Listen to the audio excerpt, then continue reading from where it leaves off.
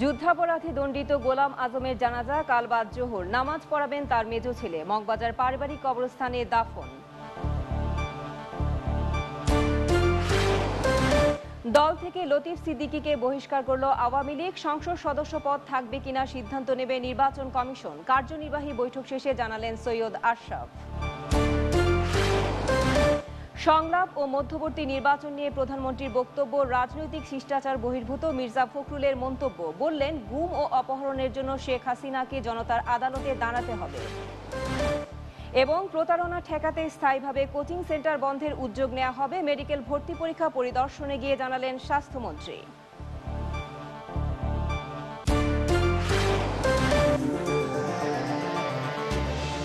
শুভেচ্ছা, আমন্ত্রণ নিউজ 9। শুনছিলেন এবি ব্যাংক সংবাদ শিরোনাম, সঙ্গে আছি আমি লিজা চৌধুরী। এবার বিস্তারিত। মানবতা বিরোধী অপরাধে দণ্ড পাওয়া জামাতের সাবেক আমির গোলাম আজমের জানাজা আগামীকাল বাদ জোহর বায়তুল মোকাররম কেন্দ্রীয় মসজিদের সামনে হবে। নামাজ পড়াবেন তার মেজ ছেলে আব্দুল্লাহিল আমান আজমি। এরপর গোলাম আজমের মরদেহ রাজধানীর মগবাজার পারিবারিক কবরস্থানে দাফন করা হবে। শুক্রবার গোলাম আজমের মরদেহ ময়নাতদন্ত শেষে পরিবারের কাছে হস্তান্তর করা হয়। বিস্তারিত ইব্রাহিম খলিলের রিপোর্টে। শুক্রবার সকালে ঢাকা মেডিকেল কলেজ হাসপাতালে ময়নাতদন্ত শেষে গোলাম আজমের মৃতদেহ তার পরিবারের সদস্যদের কাছে হস্তান্তর করা হয়। এরপর তার মরদেহ রাজধানীর মগবাজারে নিজ বাসায় শীতাতপ নিয়ন্ত্রিত লাশবাহী গাড়িতে রাখা হয়। পরবর্তীতে গোলাম আজমের মৃতদেহ সন্ধ্যা পর্যন্ত রাখা হয় বাসার সামনে রাস্তায়। সেখানে তাকে এক নজর দেখেন দলের নেতাকর্মীরা।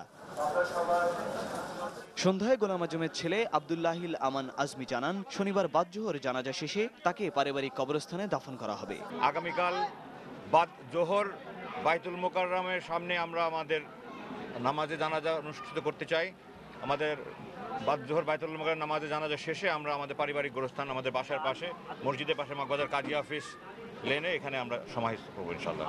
গোলাম আজমের ওসিয়ত অনুযায়ী তার বড় ছেলে ইমামতি করার কথা থাকলেও সৌদি আরব থেকে তিনি না আসতে পারায় পরবর্তী ছেলে হিসেবে ইমামতি করবেন মেজ ছেলে। প্রথম ওসিয়ত ছিল যে আমার বড় ভাই পড়াবেন, এবং যেহেতু উনি দুইজনের ব্যাপারে ওসিয়ত করেছেন এবং আমি দুইজনই কারাবন্দী হিসেবে ওনাকে জানিয়েছি, সেই সাথে আমি ওনাকে এটাও বলেছি যে আমি ইনশাআল্লাহ আপনার জানাজা পড়াতে পারবো। তো এখন পর্যন্ত আমি জানাজা পড়াবার নিয়ত করেছি। যদি সবকিছু ঠিকঠাক থাকে ইনশাআল্লাহ আমি ওনার কালকে নামাজে জানাজার ইমামতি করবো ইনশাআল্লাহ। বঙ্গবন্ধু মেডিকেল বিশ্ববিদ্যালয় হাসপাতালে চিকিৎসাধীন অবস্থায় বৃহস্পতিবার রাত 10টা 10 মারা যান মানবতা বিরোধী অপরাধে দণ্ড পাওয়া গোলাম আজম। ওনার হৃদযন্ত্রের ক্রিয়া বন্ধ হয়ে উনি মৃত্যুবরণ করেছেন। রাত 10টা 10 মানবতা বিরোধী অপরাধের দায়ে গত বছর 15ই জুলাই গোলাম আজমকে 90 বছরের কারাদণ্ডাদেশ দেয় আন্তর্জাতিক অপরাধ ট্রাইব্যুনাল। ইব্রাহিম খলিল, নিউজ 9, ঢাকা।